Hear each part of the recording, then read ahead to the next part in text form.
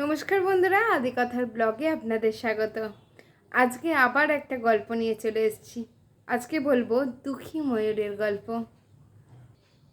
একদিন এক ময়ূর বৃষ্টির দিনে তার খুব সুন্দর পেখম মেলে নাচতে শুরু করলো। আর ভাবলো সে কত সুন্দর, তার পেখম কত সুন্দর। আর নাচতে নাচতে আনন্দে হঠাৎ করে ডেকে উঠল। আর তখন সে বুঝতে পারলো তার গলার স্বর খুব রুক্ষ। তার ত্রুটি ছিল ওই গলার স্বরেই। তার মনের সমস্ত আনন্দ বাইরে বেরিয়ে গেল এবং সে কাঁদতে শুরু করলো। আর তখন কাঁদতে কাঁদতে হঠাৎ করে এক নাইটিঙ্গেলের স্বর সে শুনতে পেল। আর সেই নাইটিঙ্গেলের স্বর শুনতে পাওয়ার পর সে আরও বুঝতে পারলো তার গলার স্বর কতটাই রুক্ষ, কতটাই বাজে। সে খুব কাঁদতে থাকলো আর মনে মনে ভাবতে থাকলো কেন তাকে এত কষ্ট দিয়ে জন্ম দেওয়া হয়েছে, কেন এইভাবে এত খারাপ গলার স্বর দিয়ে তাকে জন্ম দেওয়া হয়েছে। এই ভাবছে আর খুব কাঁদছে ঈশ্বরের কাছে। আর ঈশ্বর তখনই ময়ূরকে সম্বোধন করে বলল। ময়ূর তার রুক্ষ স্বর সম্পর্কে ঈশ্বরের কাছে অভিযোগ করলো এবং সে যে মনে মনে খুব দুঃখ পেয়েছে তা ঈশ্বরকে বলল। নাইটিঙ্গেলের এত সুন্দর কণ্ঠস্বর রয়েছে, কিন্তু ঈশ্বরের কাছে সে জানতে চাইল তার কেন এত সুন্দর কণ্ঠস্বর নেই। ময়ূরের এই কথা শোনার পর ঈশ্বর বললেন, প্রত্যেকটা জীব তার নিজের গুণ বিশেষে মহৎ হয়।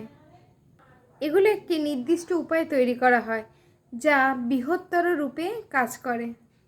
হ্যাঁ, নাইটিঙ্গেলের একটা সুন্দর কণ্ঠস্বর রয়েছে এবং সেটা তার আশীর্বাদ, কিন্তু তুমিও আশীর্বাদ প্রাপ্ত।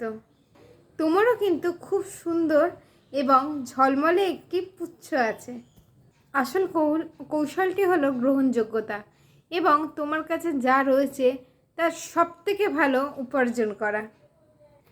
ময়ূর তখন বুঝতে পারলো যে সে এতটাই বোকা যে নিজের সাথে অন্যকে তুলনা করে এবং নিজের পাওয়া যে সৌভাগ্য এত সুন্দর পুচ্ছ সেটা সে বুঝতে পারেনি।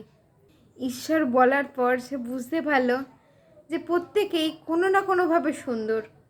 স্বগ্রহণযোগ্যতাই হলো সুখের প্রথম পদক্ষেপ।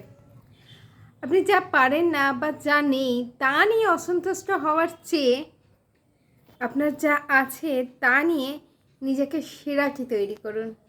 উচ্চবিলাস কোনো খারাপ জিনিস না হলেও সাধারণত লোভের দিকে অগ্রসর হওয়ার ক্ষেত্রে খুব পাতলা একটা রেখা থাকে।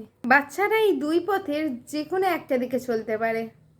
বাবা মায়েরা বাচ্চাদের খুব চাপ দিতে পারেন, যার ফলে বাচ্চারা খুব হতাশ হয়ে পড়ে। অন্যদিকে বাচ্চারা তাদের কাছে যা আছে তার কথা না ভেবেই আরও বেশি কিছু দাবি করতে পারে। তো এখানে এই গল্পটা এখানেই শেষ করলাম। আর গল্পটা কেমন লাগলো অবশ্যই কিন্তু তোমরা কমেন্ট করে জানিও। ভালো লাগলে অবশ্যই একটা লাইক দিয়ে দিও আর কমেন্ট করে নিজেদের মতামতগুলো কিন্তু অবশ্যই জানিও।